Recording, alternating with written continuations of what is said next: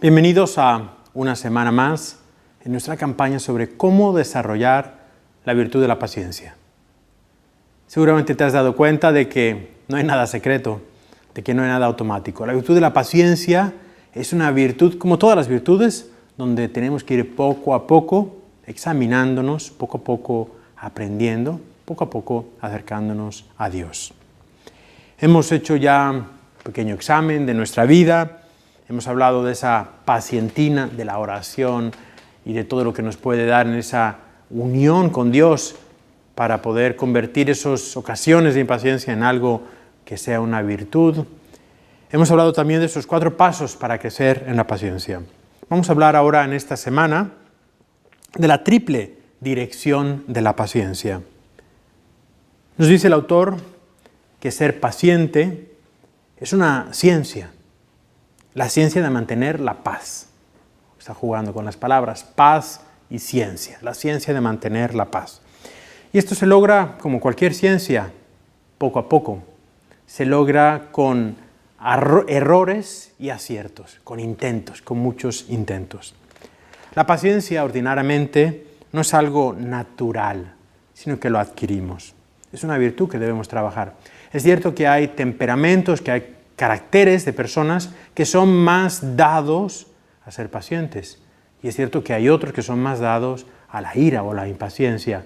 Pero en ninguno de los casos es algo natural. Cuando ves a una persona que es muy paciente, esa persona ha trabajado por llegar a ese estado de paciencia. Le habrá costado más, le habrá costado menos, pero lo ha trabajado. En ningún caso es algo natural, es algo espontáneo. ¿Qué es la paciencia? La paciencia es esa capacidad de padecer o de soportar algo sin alterarse. Capacidad de hacer cosas pesadas o minuciosas.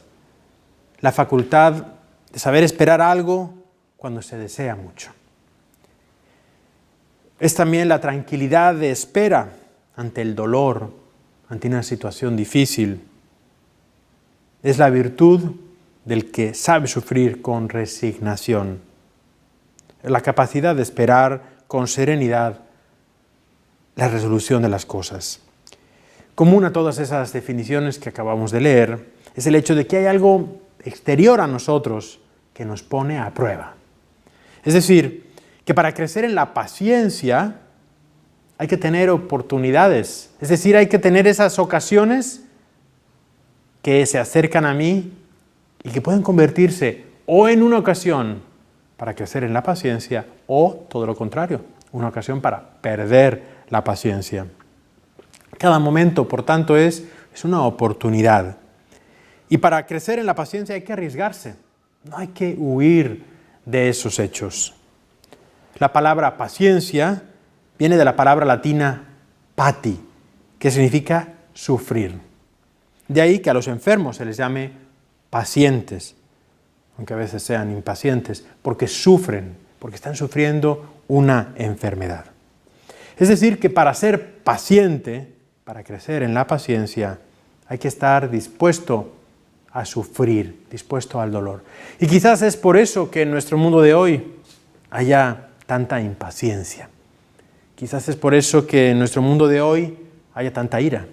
¿Por qué? Porque en nuestro mundo de hoy no estamos dispuestos a sufrir. Hay un rechazo total, una huida de todo lo que es dolor, de todo lo que es sufrimiento. Nuestros padres, nuestros abuelos, nuestros bisabuelos, tatarabuelos, otras generaciones, tenían una mayor aceptación del dolor. Y no me refiero solamente al dolor físico, donde por supuesto que la tenían, sino también una mayor aceptación de los dolores morales. Sin embargo, nosotros estamos en una cultura donde todo dolor debe ser rechazado, donde no usamos el dolor para crecer. Y en el punto de vista espiritual, en el campo espiritual en el que estamos hablando, precisamente la paciencia es el sufrir, el poder sufrir esos males, pero esos males me llevan a un bien a mí. porque no son capaces de sacar de mí algo malo, sino todo lo contrario, son capaces de sacar de mí algo bueno, esa paz interior que llevamos dentro de nosotros.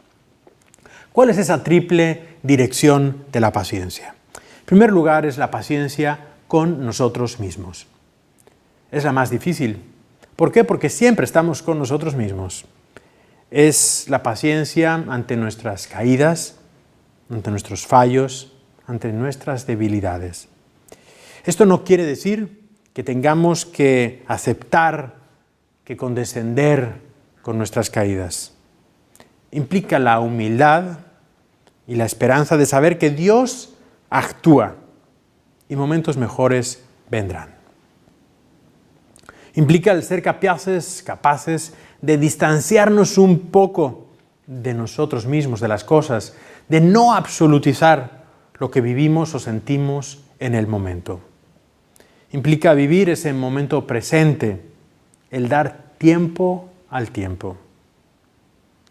Nos cuenta el autor, como un modo de ilustrar, el caso de Miguel Ángel haciendo la obra de la piedad, esa obra maestra, donde por días y por semanas trabajaba y trabajaba. Y le preguntaba a un compañero, ¿qué has hecho hoy? He arreglado una esquina de la nariz. Un día completo para hacer eso, decía, es absurdo, has hecho demasiado. Decía, no, la perfección implica un gran trabajo. Y así vemos que esa obra de arte, cuando la contemplamos, es una obra de arte perfecta, pero que lleva mucho trabajo.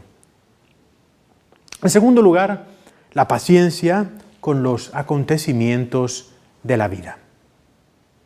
Ante las situaciones que turban nuestra vida, hay que recordar esa oración de esa santa española, Santa Teresa, que decía, nada te turbe, nada te espante, todo se pasa, Dios no se muda, la paciencia todo lo alcanza, quien a Dios tiene, nada le falta, solo Dios basta.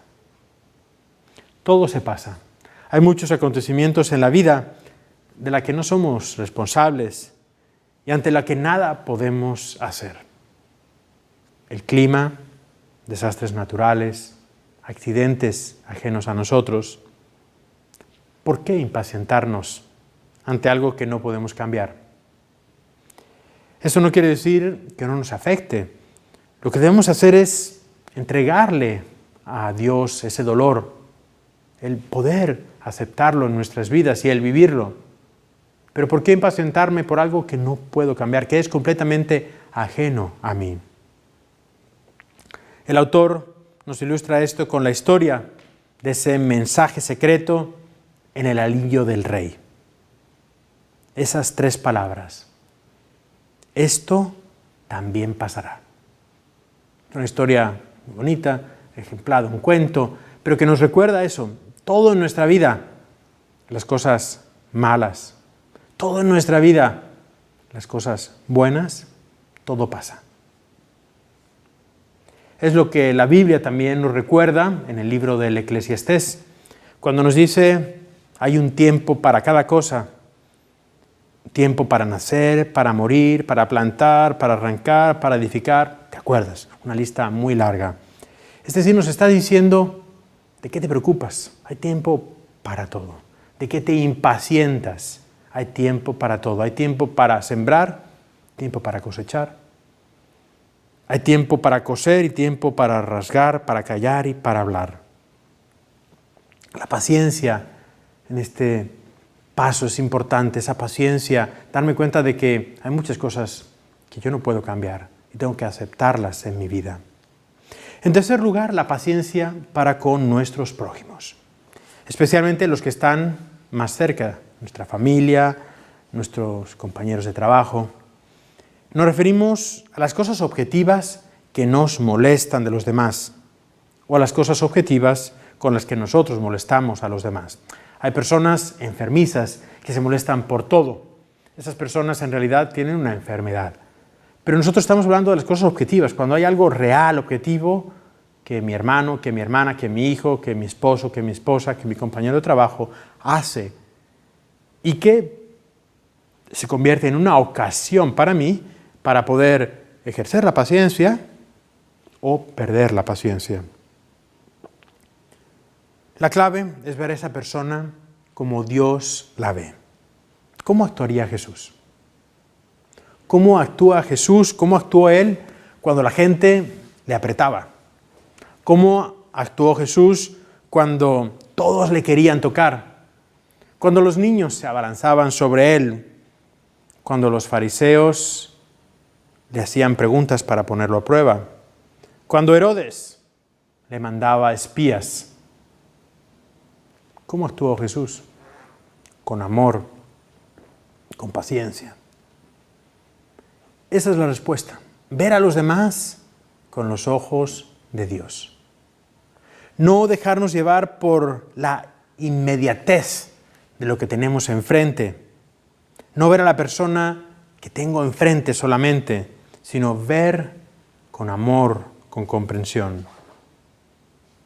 El apóstol Santiago, en su primera carta, nos dice, sabiendo que la fe, al ser probada, produce la paciencia, y la paciencia debe ir acompañada de obras perfectas, a fin de que ustedes lleguen a la perfección y a la madurez, sin que nada les falte.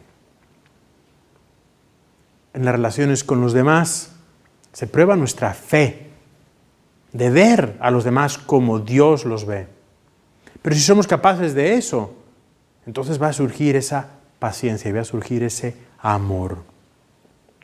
Para actuar así, necesitamos del amor de Dios. Necesitamos de la ayuda del Espíritu Santo. Porque el amor de Dios, todo lo disculpa, todo lo cree, todo lo espera, todo lo soporta. Y aquí conviene también que hagamos un pequeño excursus, un pequeño paréntesis sobre lo que es la corrección fraterna. La paciencia no significa el soportar los abusos ajenos o las injusticias. Paciencia es pedir a Dios la fortaleza para aceptar el dolor y las pruebas de la vida, pero también es abrirnos a la sabiduría y comprometernos a cambiar esas cosas que hay que cambiar en nuestro comportamiento o en el comportamiento de nuestros hermanos. La paciencia nos abre los ojos, nos da una nueva visión para buscar las soluciones a los problemas. Y aquí es donde la corrección fraterna tiene lugar. Cuando hay algo que en mi hermano, en mi hermana, en mi esposo, en mi esposa, en mis hijos, hay algo que objetivamente hay que cambiar, hay que hacérselo ver. Pero hay que hacérselo ver en el modo correcto, en el lugar correcto. En primer lugar, toda corrección fraterna debe hacerse en privado. Está ese refrán que dice, en privado reprende, pero en público siempre elogia. Elogia siempre a todos en público, pero solamente los reprendas en privado. Reprender a nuestros hijos en frente de otros está mal. Reprender a nuestro esposo o a nuestra esposa en frente de otros está mal. Elogiarlos siempre, en frente de todos, pero reprenderlos solo en privado. Cuando corrijas a tus adversarios, nos dice el apóstol San Pablo, hazlo con humildad. Tal vez Dios les dé la oportunidad de arrepentirse y de conocer la verdad. O Jesucristo en el Evangelio nos recuerda, si tu hermano peca, ve y corrígelo en privado. Si te escucha, habrás ganado a tu hermano. Corregir implica yo mismo buscar no caer en lo que estoy corrigiendo del otro. Nos dice también el Evangelio, saca primero la viga de tu ojo y entonces verás claro para sacar la paja del ojo de tu hermano. Corregir fraternalmente es un acto de humildad de la persona que está haciendo la corrección y por supuesto implica mucha humildad el poder escuchar a los demás. Muchas veces en esa corrección fraterna tenemos que darnos cuenta de que no es que quizás yo estoy haciendo las cosas con mala intención, pero no importa. El hecho es que a los demás les causa esa impaciencia, o les causa algo malo. No importa si mi intención es buena o mala, el hecho es que objetivamente para esa persona o para los demás, lo que yo estoy haciendo, mi comportamiento, lo que yo estoy diciendo, a ellos les ha hecho mal. Y eso debe ser suficiente para que yo, examinando mi vida, quiera cambiar. Por lo tanto, es un trabajo mutuo, no es solamente del que corrige, pero es también, por supuesto, de la persona que es corregida, donde tenemos que aceptar, especialmente de los demás que están más cerca de nosotros, esa corrección fraterna. Bien, esto es algo que tenemos que practicar, es algo que es difícil, pero es algo donde con la ayuda del Espíritu Santo, con la ayuda de Dios nuestro Señor y con ese gran amor que nos une, sobre todo con las personas que están cerca, podemos ir adelante. Acuérdate que hay siempre que elogiar en público, pero que reprender solo en privado. Jesús, manso y humilde de corazón, haz mi corazón semejante al tuyo.